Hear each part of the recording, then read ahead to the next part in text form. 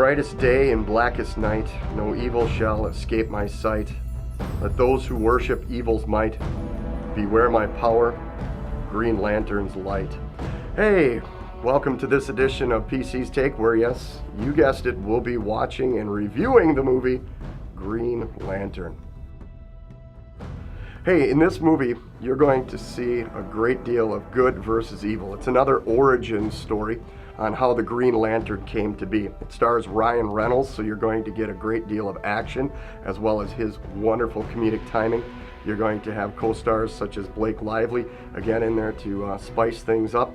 But it's a wonderful story directed by Martin Campbell. Martin Campbell has done such great action movies as Casino Royale and Goldfinger. So a good family movie where you're going to have a bunch of comedy, action, and a great story behind it.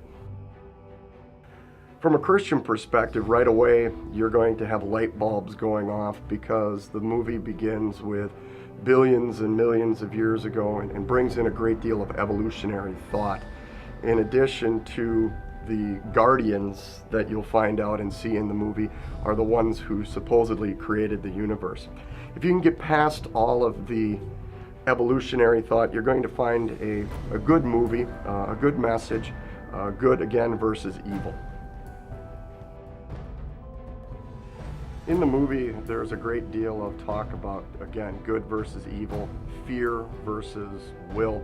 And the enemy in this movie, Parallax, feeds on the fears of the people. If you're a fearful person, he can take away your energy. I know it sounds a little bit odd and out there, but from a Christian perspective, that idea of fear, when we talk about the idea of fear, love, and trust in God, what do we mean?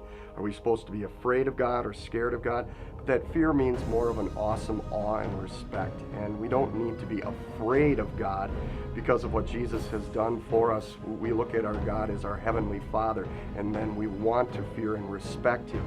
And that you could take that away from this movie as well. Now I know the moment that you've all been waiting for is how many popcorns am I going to give this movie? If you've read the papers and you've seen the critics, they pretty much have thrown this movie under the bus. But if you're just looking for a good, sit back, relax, don't expect anything type of movie, you'll enjoy this movie. And I give it 3 out of 5 popcorns. But wait, there's more. I know we've been on a little bit of a hiatus, but I want to talk to you about another movie that's probably still in maybe the budget theaters at the time you're watching this, and that is Pirates of the Caribbean. I want to say thank you to the Disney people for this movie because they have fully redeemed themselves from the last 2 movies that they made. They more or less jettisoned the whole cast, starting just with Johnny Depp and a few of the core characters on his pirate ship. And this movie, much better, tighter script, more character driven, good comedy and action that you as a family won't be disappointed if you go and rent or see this movie. So I give the new Pirates of the Caribbean on Stranger Tides 3 to 4 out of 5 popcorns. From a brief Christian perspective on the movie on Stranger Tides, what you're going to see is the plot focuses on everyone finding the fountain of youth. Everybody wants to be young. Everybody wants to live forever.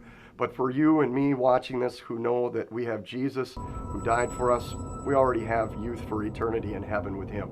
So we can be confident that we will live forever because of Jesus. This is Pastor Clark, PC, signing off from downtown Fort Atkinson at Salty Earth Pictures. Hope to see you next time. God bless.